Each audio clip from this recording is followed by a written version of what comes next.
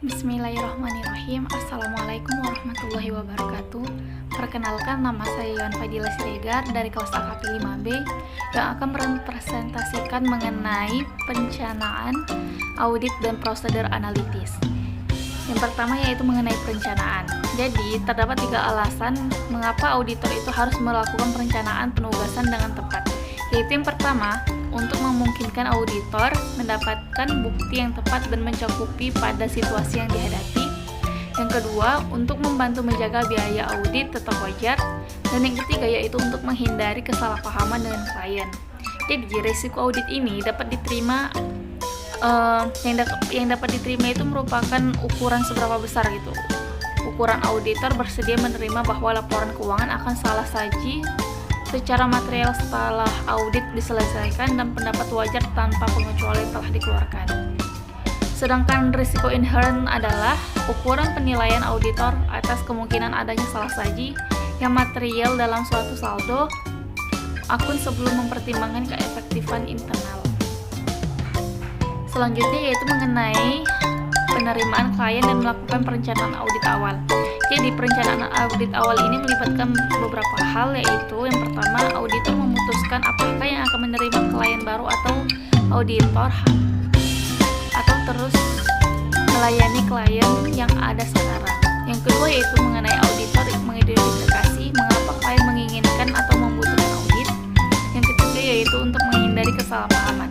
Auditor harus memahami syarat-syarat penugasan yang ditetapkan klien. Yang keempat yaitu auditor mengembangkan strategi audit secara keseluruhan. Jadi, sebelum menerima klien baru, kebanyakan KAP itu akan menyelidiki gitu loh perusahaan tersebut untuk menentukan akseptabilitasnya. Kantor juga akan melakukan dengan memeriksa sejauh memungkinkan perspektif klien dalam komunitas bisnis, stabilitas keuangan, dan hubungannya dengan kantor akuntan publik sebelumnya. Untuk calon klien yang sebelumnya telah diaudit oleh KAP lain, auditor yang baru diharuskan oleh standar auditing untuk memungkinkan berkomunikasi dengan auditor pendahulu.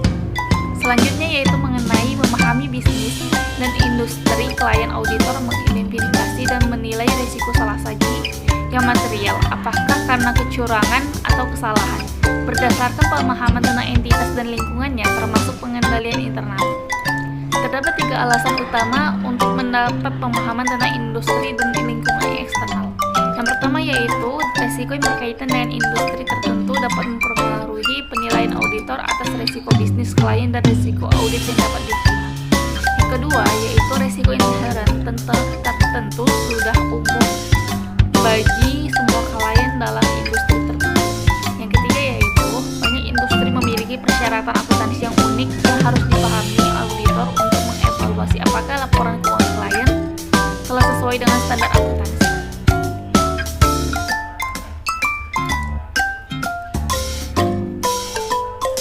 Kemudian yaitu mengenai prosedur analitis dapat dilakukan pada salah satu dari ketiga waktu selama penugasan, yaitu yang pertama, prosedur analitis diwajibkan dalam tahap perencanaan untuk membantu menentukan sifat luas dan penetapan waktu prosedur audit. Yang kedua yaitu prosedur analitis seringkali digunakan dalam tahap pengujian audit sebagai pengujian substansif untuk mendukung saldo akun. Yang ketiga yaitu prosedur analitis juga diwajibkan selama tahap penyelesaian audit. Kemudian yang terakhir yaitu mengenai jenis prosedur audit. Jadi, terdapat penggunaan prosedur analitis sebagai bukti audit sangat bergantung pada auditor yang mengembangkan ekspektasi tentang berapa saldo akun atas rasio yang harus dicatat, tanpa memperhatikan jenis prosedur analitis yang digunakan. Dalam setiap kasus, auditor membandingkan data klien dengan yang pertama yaitu data industri. Jadi, auditor itu harus menentukan apakah kedua hal yang terjadi terakhir memberikan kepastian yang layak bahwa laporan keuangan tidak salah saji. Jadi, manfaatnya adalah untuk membantu memahami bisnis klien dan sebagai indikasi atas kemungkinan adanya kegagalan keuangan. Tetapi mungkin kurang membantu auditor dalam mengidentifikasi salah saji yang potensial. Yang kedua yaitu data periode sebelumnya yang serupa. Bisa dengan membandingkan saldo tahun berjalan dengan tahun sebelumnya, atau membandingkan rincian total saldo dengan rincian yang serupa untuk tahun sebelumnya. Menghitung rasio dan hubungan presentasi untuk membandingkan dengan tahun yang sebelumnya.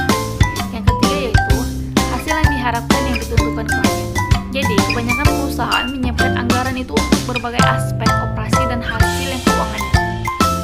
Karena anggaran merupakan ekspektasi klien selama periode berjalan, jadi auditor itu harus menyelidiki perbedaan yang paling signifikan antara hasil yang dianggarkan dan hasil yang aktual. Karena area dapat mengandung salah saji yang potensial. Kemudian hasil yang seperti itu mengenai hasil yang diharapkan yang ditentukan oleh auditor. Jadi auditor ini menghitung saldo yang diharapkan untuk dibandingkan dengan saldo aktual. Auditor membuat estimasi tentang saldo akun apa yang seharusnya dengan menghubungkannya ke beberapa akun neraca atau akun laporan laba rugi lainnya.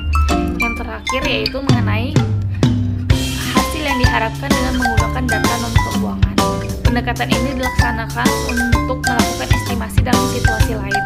Kepentingan utamanya pada keakuratan data. Kemudian mengenai rasio keuangan yang umum. Rasio keuangan yang umum. Jadi yang pertama yaitu mengenai rasio likuiditas.